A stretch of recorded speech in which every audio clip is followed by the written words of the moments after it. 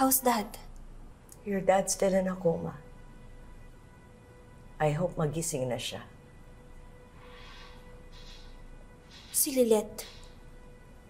Nagising si Dad nung kinausap siya ni Lilet. Oh, don't you go there. Mabubuhay ang daddy mo kahit na walang tulong na galing sa Lilet na yon.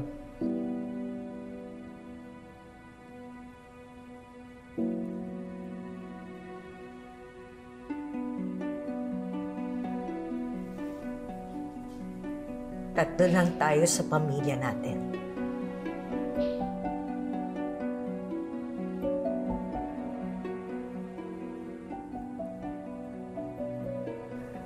Tandaan mo, tatlo lang tayo hanggang sa dulo.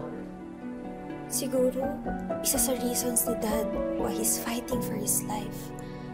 Kasi gusto niya makita na magkaayos pa tayo ni Lilet. Mom, if that's the only way para mabuhay si Dad... Don't you even think that? Sa oras na isipin mo yan, kapamilya natin si Lilet, talo ka na. And no one has power over us, the legitimate ones. Mom, you're overreacting. Kung makapagsalita ka, parang may illegitimate family si Dad. It's just Lilet. Walang kabit si Dad. And I don't think kayang gawin sa'yo ni Dad yun.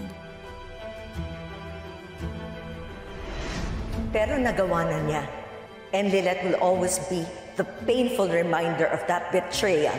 But I promise you, sa bawat isang metrong paglapit nila ni Meredith ngayon sa buhay natin, kilo-kilometrong apoy ang kaya kong ibugas sa kanila para protektahan at ipaglaban ka.